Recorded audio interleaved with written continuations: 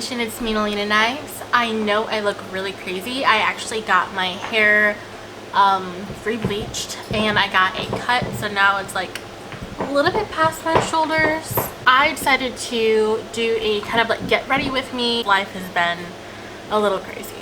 This is gonna be more like a get ready with me more than a tutorial. I actually had an idea of telling you guys about what happened recently in the house regarding paranormal activity. So if you guys haven't seen that one video I posted like months ago, it was months ago, you would know that my family actually comes from a long line of witches. And it's a little crazy how things kind of like unravel and go full circle. So I've always had this thing that's been attached to me like my entire life. I don't know who it is. I don't know exactly what it is. I don't know whether to call it a spirit or a ghost. I don't know what to call it.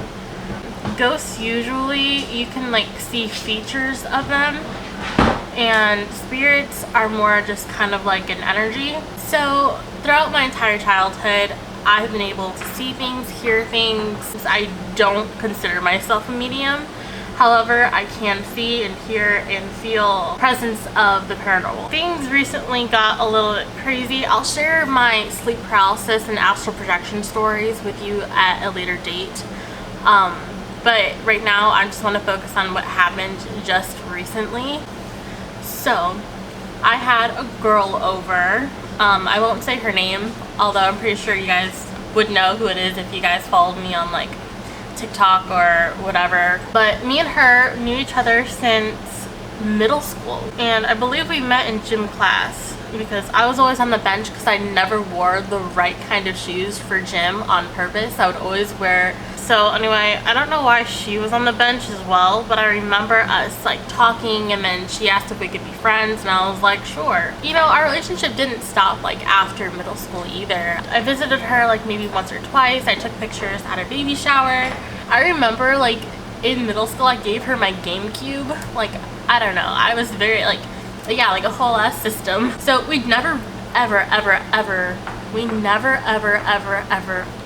talked on a very personal level before, such as like paranormal stuff. We've never gotten into it, like ever. So I invited her over my house because she actually supported me throughout this whole like online bullying thing that I've been going through and still kind of going through. It's a lot less crazy now, and I don't really want to get into that at the moment because that was just a freaking mess. And she brought her kids because I told her she could. I ended up cooking for her. I made like rice, chicken, vegetables, all that. I even baked cookies because I knew she was bringing the kids, and I'm like, kids like cookies, so yeah. So I baked them cookies, and you know, kids are being kids. I can tell that she was, you know, a little uneasy, I guess, about the whole thing. I don't know if it was because of the kids or because of something else, but you know, probably like an hour or two later, her husband got off of work and ended up picking up her children. So it gave us time to talk. I noticed that she keeps looking like around my kitchen or like behind her, and I've asked her, I'm like, are you okay? Like, is everything good? And then she just is like, I know this sounds weird, but I keep feeling like cold hands on me. I was like, cold hands? That's very like specific, and like that's just something you don't really say to a person that you're not comfortable with.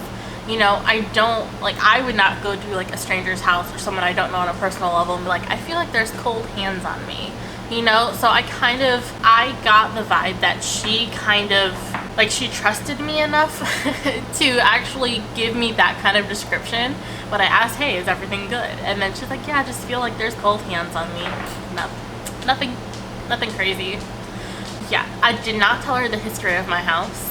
I did not tell her any of my ghostly experiences as a child. I didn't tell her that my family was involved in witchcraft. I didn't tell her any of that stuff. I personally don't do that, but we're gonna get to there very soon. Of course, after she gives me that description, I'm like, girl, there is something I need to tell you. I tell her about not everything, but I tell her the things that I think are relevant. I told her that someone did actually commit suicide in her garage. True story. They were on drugs and they hung themselves. And I did not know this when I moved into the house. But this actually is crazy. I'm gonna zoom you guys in so you guys can actually see what I'm doing. But here is the crazy part. The person that lived here before us left everything when he moved out, like everything. His parents actually had died, not in the house, I believe, and he was one of those people who left the house the way his parents had left it when they had died. So everything literally had mounds of dust on it. Like, I freaked out a couple times because I thought there was like freaking tarantulas everywhere, but it was literally just so much dirt that it took on the shape of whatever it was on. Does that make sense? Like, there was like at least this much dirt. Like how big this brush is, that is the amount of layers of dirt that was on every single fucking square inch of the fucking house. Like, it was so dirty that we actually had to get one of those masks to protect us from breathing in whatever the fuck was in that house. The walls were yellow. Like, wipe a wall, you would actually have like a clump of dog hair on your hand. Like, it was disgusting. So I was in the bathroom cleaning out like everything underneath the sink and all that stuff, and I went to, you know, like when you open the bag you go and you pop it open type thing. So I did one of those, and like the quickest glimpse, I saw a man in the bathroom with me. It was a tall guy with a hat on, kind of looked like lumberjackish. I let out a big scream. My boyfriend jolts into the room and he's like, "Is everything okay? Are you all right?"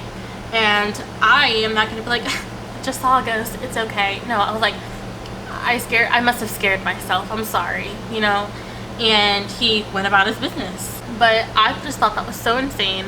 But the only reason why I'm mentioning that is because I did not tell my boyfriend what I saw.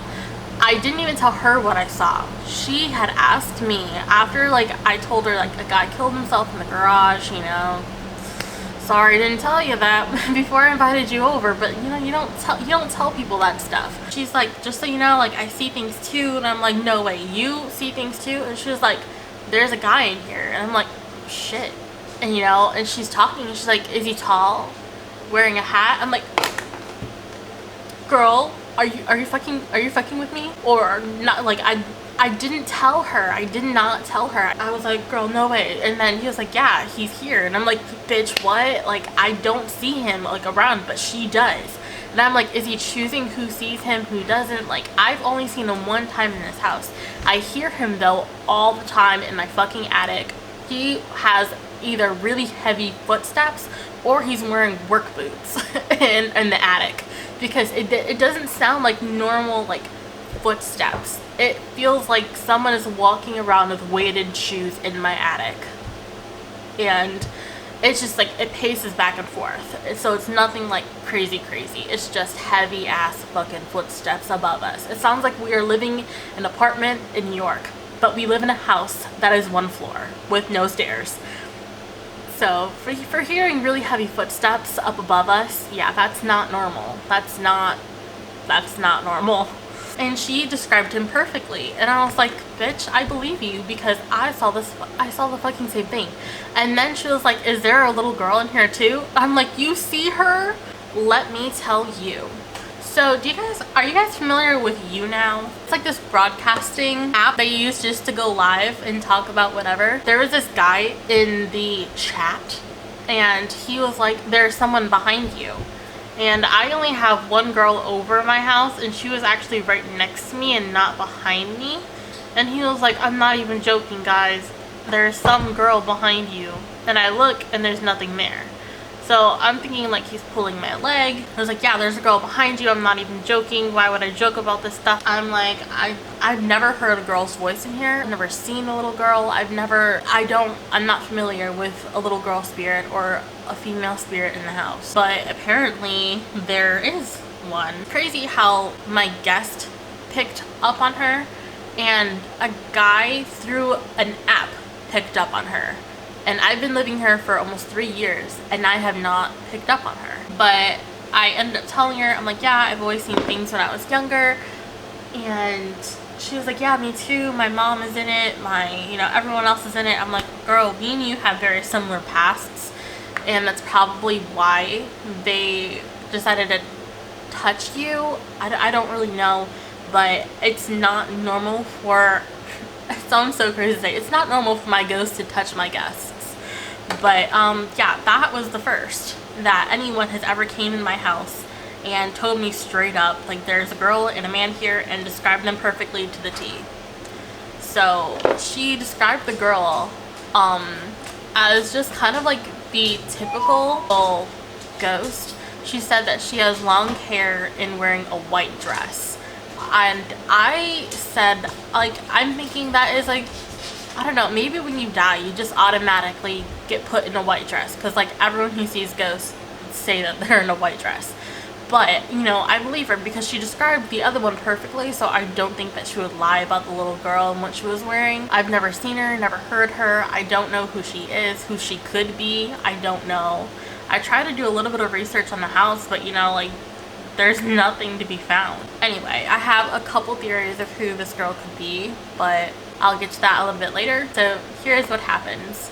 So you know that the TikTok app, that motion sensor, I was like, okay, because as soon as we started to actually like really get into it and actually really talk about it, we felt the energy completely shift to my side of the room. And I'm like, what if I use the TikTok app and try to motion sense around my house? And I've actually tried this a couple times, just like maybe 1 or 2 times before I even invited her over, before any of this whole I feel cold hands on me type thing happened.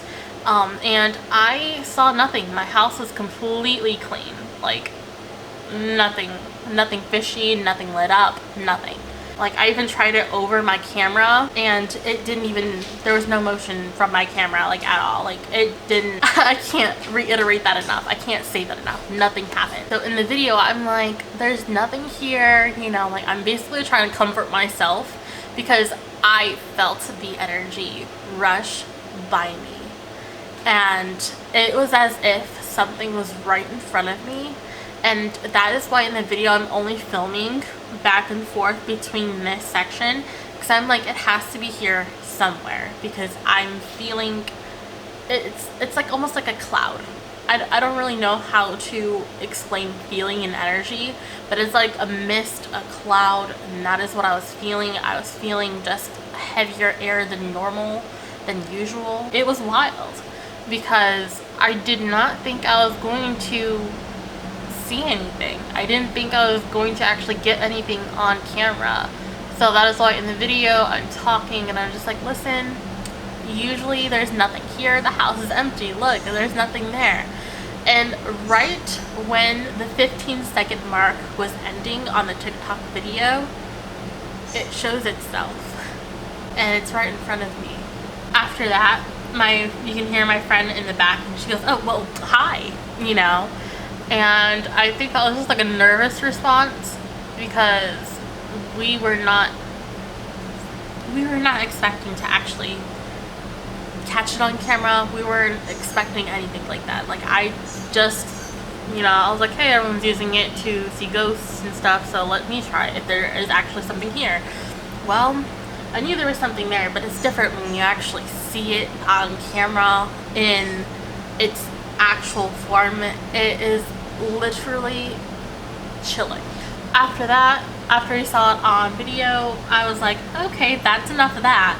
And I hate being outside. Like, if you know me, I fucking hate being outside. I hate the sun. I hate outdoors. If I could stay home forever, I would. I was like, hey, do you want to go outside? And she was like, yeah.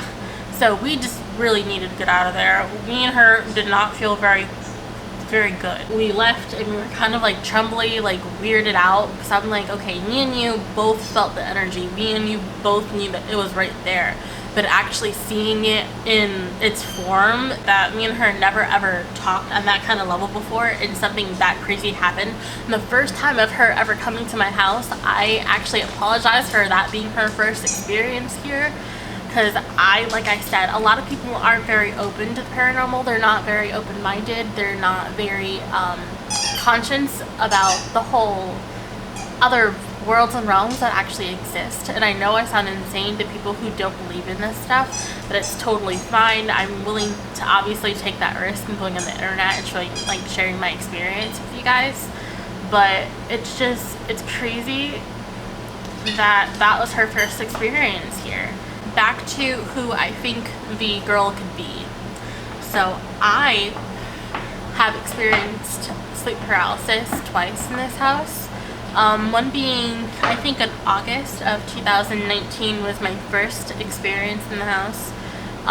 And then the other one being not recent, but I think it was earlier on this year, probably sometime in January. If I have time, I'll share those stories with you guys. But right now, I want to focus on who I think the ghost could be, or spirit of this young girl or lady. This actually ties into the whole sleep paralysis thing, so don't think I'm jumping around too much. My fiance's grandmother actually passed away. I visited her in hospice, and we spent the night until she passed away. I ended up bringing some skincare for her, and I ended up giving her like a mini facial. You know, me and her weren't like close, but I felt like it was the only nice thing to do, because I know if like I was on hospice or something, I would want someone to take care of my skin. I would want someone to talk to me. I don't want people to just be like, well, she's dying, you know, like I want them to take care of me. I want them to appreciate me in my last moments. So I did that for her. I brought some lotion, and like I had another person like massage her feet for her, and I was doing her face, and I was telling her about the products that I was using on her, just like I would any normal client. After her passing, we brought in some of her stuff. I want to say like one night later, I actually had sleep paralysis for the first time. I'll explain that story like I said a little bit later, but it was just a wild ride, and I did not know that it was actually sleep paralysis until like maybe a day or two later, because I was like, wait, I had no idea how to even, I had literally no idea how to categorize my experience. If you guys are following the whole like Dobby Vanity case and investigation, you know in my first video I actually talked about a car accident, and I linked that car accident video in the description. So if you guys actually watch that video, I describe astral projection, and at that time I had no idea what astral projection was, and I didn't know that I was doing it. I had no control over it, and honestly it was like temporarily dying. Like that is what astral projection feels like for me personally. You guys, if you guys ever experienced astral projection, go ahead and comment down below. What is your experiences? What is your craziest experiences? And does it actually feel like you're temporarily dying, or is that just me? Because usually when I do it, it's because something traumatic is happening, or has happened, or is happening. Did I already say that? But yeah. So it's wild. So during the car accident, I astral projected outside of the car. Like my spirit was like, girl, I'm out of here. So fast forwarding to the second time I experienced sleep paralysis, something similar kind of happened. So there was this guy, I don't know his name, like he introduced himself really quick to me, but I just don't know his name.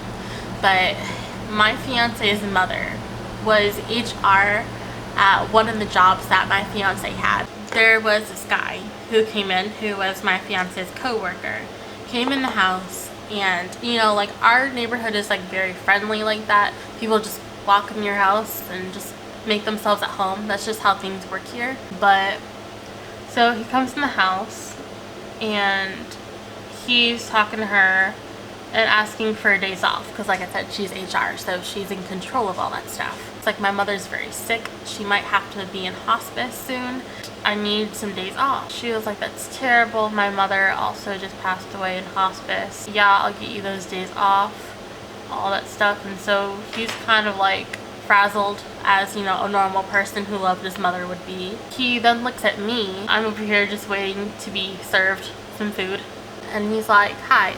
And I'm like, hi. And then he's like, what's your name? And I'm like, I tell him my name. He's like, nice to meet you. And then he starts talking to my mother-in-law again. That was the extent of our interactions. Like, that is all he said to me. That is it. Like, hi, what's your name? Nice to meet you. That was it. Maybe like a week or so later, my fiance comes home and he has a teapot in his hand. And it looks like a very old teapot. Like super old. Antique-y almost. He was like, hey, do you remember that one guy who came over and, you know, all that stuff? And I'm like, yeah. He was like, weirdest thing, he said that his mother would like you to have this. His mother passed away. He must have either sensed something about me, he must have told his mom about me or something, because if like his mother wanted me to have her teapot. I've never met his mother. I've met him for like maybe 4 seconds, and he was like, he said his mom would have liked you to have this. And it's a beautiful teapot, and I think it's like from the 20s. It's just mystical and magical looking. I'll show you guys in the end of the video, but it's actually a very beautiful teapot. But the thing is, it's weird how I acquired it. And I was telling, and this is actually what led to my second episode of sleep paralysis. After the second person died in hospice and brought their stuff into my home, and then I was like, maybe I'm just gonna stop bringing in people's belongings who've recently passed away in hospice. Maybe that is the answer and end to my sleep paralysis. I don't know. Explain that to my friend who very, very spiritual. I went over her house and I was explaining these 2 scenarios to her, and she was like, it makes sense to me, because if you're dying and you're attaching yourself to an object, wouldn't you also want to go to a person who can see you, feel you? You wouldn't want to go to someone who has no idea or has no connection with the afterlife or things like that. And I'm like, it makes sense that they would of course come to me. She ended up giving me a reading, my friend. She does tarot cards as well, and she's been doing them for years. So we did a 1-card drawing. Well, 1-card drawing is basically when you ask a question in your head, lay out the cards all the way across, and you actually just put your hand over it, and whichever card you feel the most vibration from or feel the most like drawn towards, you pull that card, and then that's your 1-card reading. And that card explains what is going to be like the answer to the question you had in your head. So you don't tell other people what you asked. It's for you. It's a personal thing. But my question that I had asked was, what does this thing that's attached to me want from me? Like, what does the universe want from me? What does this entity want from me? I pulled it and it said isolation. It said loneliness, seclusion. It was like every kind of verbiage you could use for being alone. So it wants me to be alone. I'm like, okay, that's weird. 2 weeks later, the pandemic hits. Everyone has to be alone, secluded, isolated, quarantined. 2 weeks after I draw that card. Yeah. So that happened. And she was like, the cards never lie. But then it leads me to think that maybe the thing inside of my house decided to touch my guest because they wanted to scare them off. They wanted to scare them to the point where they would leave, where they would get spooked and run away and not come back because they wanted me to be alone. They don't like company. Apparently, the cards say that it wants me to be alone.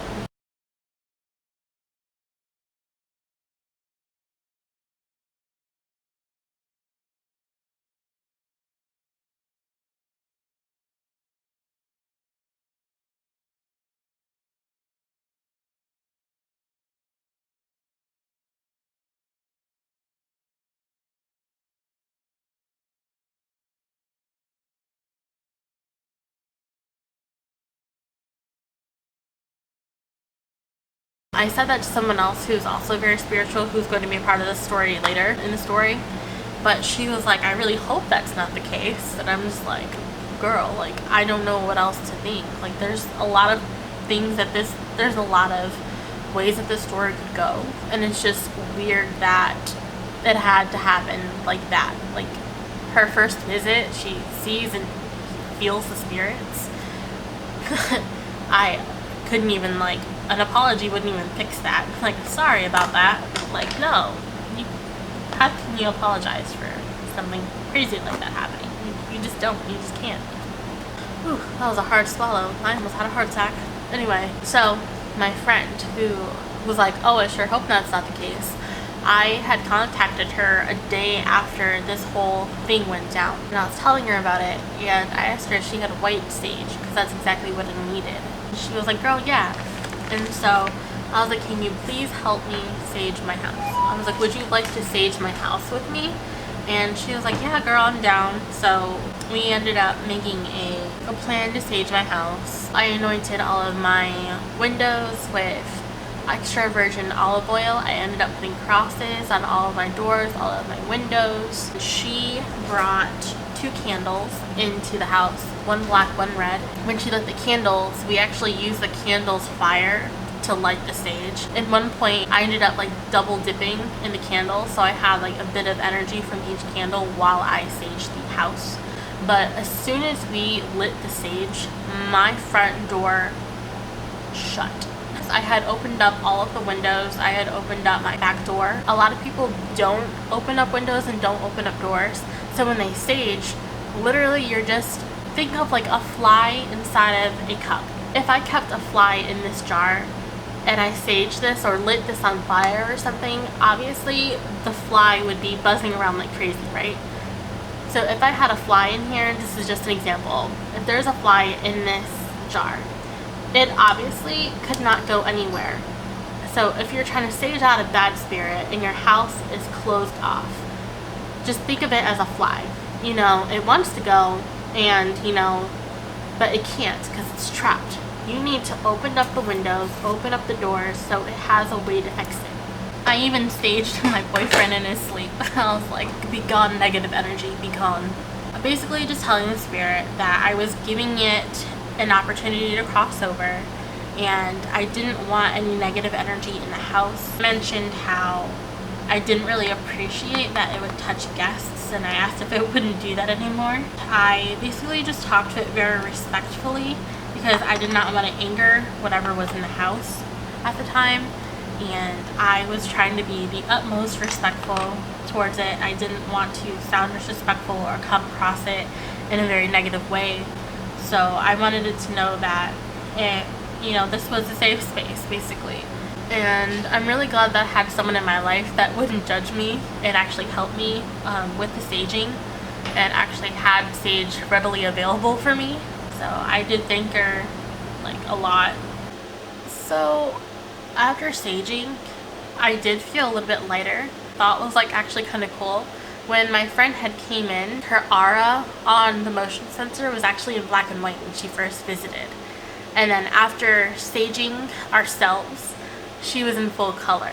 I thought it was very powerful, very significant. And the thing is, like after all this started happening, I've been getting this weird urge to want to start, I don't know if I'm Englishing properly. I've been feeling the urge to start working with like tarot cards and wanting to start learning how to read runes. I went to this shop that's in a few cities away.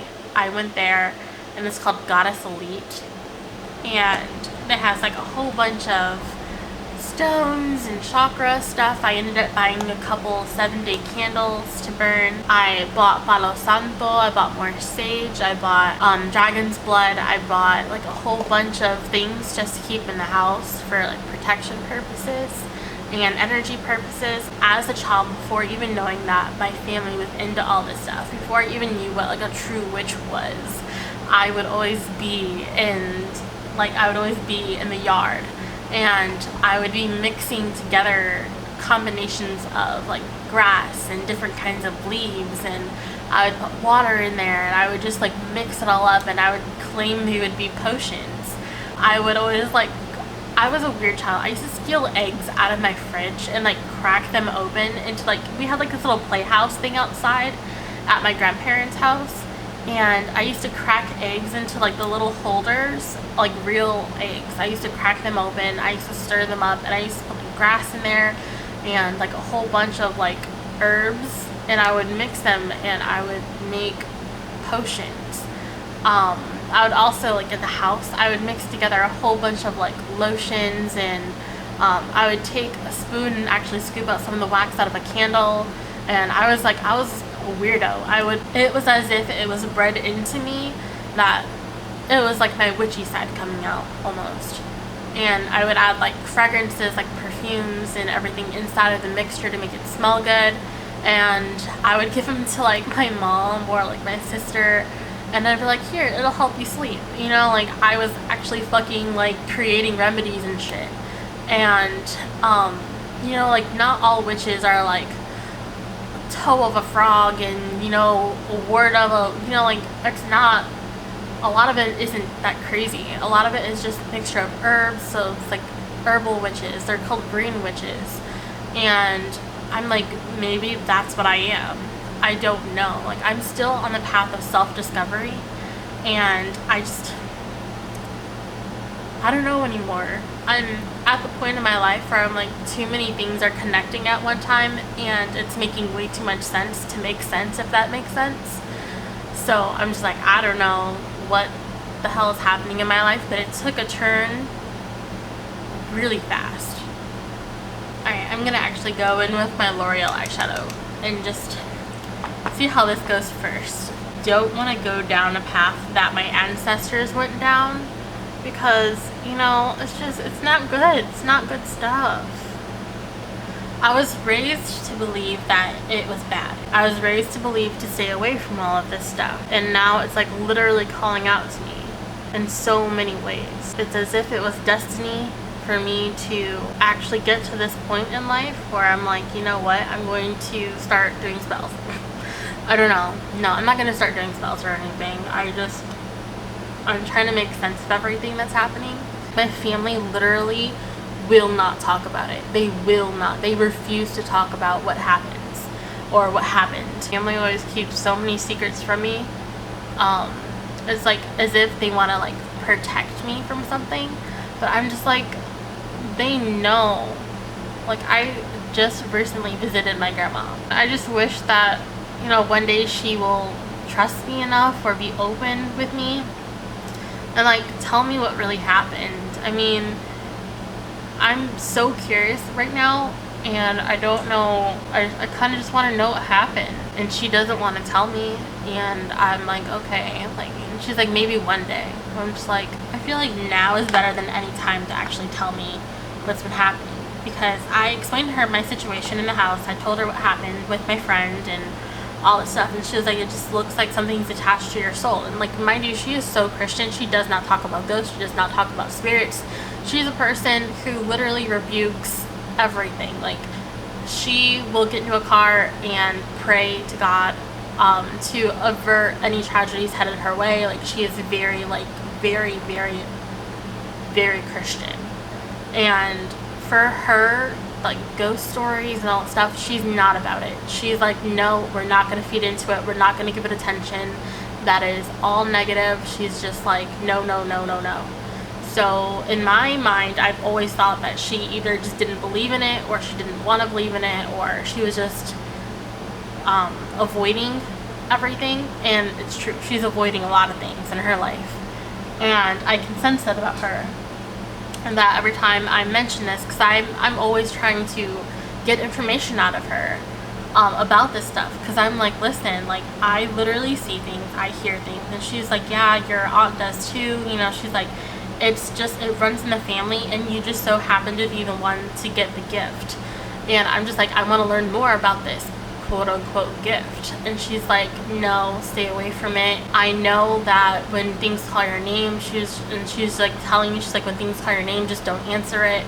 She's like, try, you know, just basically telling me to avoid it, ignore it, everything. And she's like, it looks like something's attached to your soul. And I'm like, you can't say shit like that and not fucking talk to me about it. It sucks, because I'm trying to, it's not like I'm trying to learn, I don't want to phrase it that way, but I'm just curious. I want to know about my past. I want to know about your past. I want to know about all this stuff, but no one wants to talk about it. It's something that no one ever wants to talk about. So I showed her the video inside of my house that I took, and she was like, no, that is not good.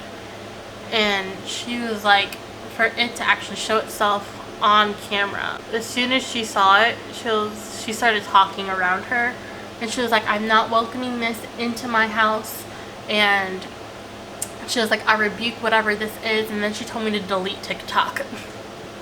She was like, I feel like it's opened a door, and she was like, it's kind of like a Ouija board. She was like, why did you choose to seek it out? And I'm like, what do you mean? Like, when she phrased it that way, she made it sound like I gave it permission to manifest, but it was already there. That was the thing. But she didn't see it that way. She was like, no, you gave it away for it to show itself. And I was like, well, don't phrase it that way, please, because that just sounds bad. Now it's too much in this eye. Fuck me. She was like, that is not of God. She was like, anything that looks like that is not of God. And like I said, she's super like religious, and she gave me that look. She was like, you already know who that is. And I'm like, I do. She meant the devil. And I'm like, I'm pretty sure I don't have the devil in my house, but like, okay. It was probably like months after I experienced that second episode of sleep paralysis. I was going through a lot mentally because of it. I was trying to make sense of it. I was trying to dig deeper into the meanings of everything that I was seeing. I was slowly breaking my mind over it. I ended up breaking down to her about it, and she prayed over me, and I asked her if she can cleanse my house, and she was like, yeah, we'll cleanse her house, and, you know, all this stuff. She was like, if it makes you feel better, we'll bring a Bible in there, we can pray, you know, all this stuff. And then 2 weeks later, the pandemic hit, and obviously they're older and they're not leaving their house. So then I was kind of like stuck. It was kind of like its a way of isolating me from them, maybe. Like, I don't know. I'm stuck in the whole isolation thing. Like, it just wants me to be alone. It doesn't want anyone to be with me. And I've been feeling the need to be alone more. And I don't know if it's because of that or just because of everything that's happening. It's making me want to be alone. You know? So, I don't know. What are your guys' thoughts about this whole thing so far? If you guys are still here, I'm like, we should be friends if you're still here. That means you either understand me or you're just laughing throughout this whole thing. Because this shit's real. It's crazy. It's crazy real. It's real crazy. Alright, so this is as good as it's gonna get right now. I'm gonna do a wing and add some glitter and some lashes.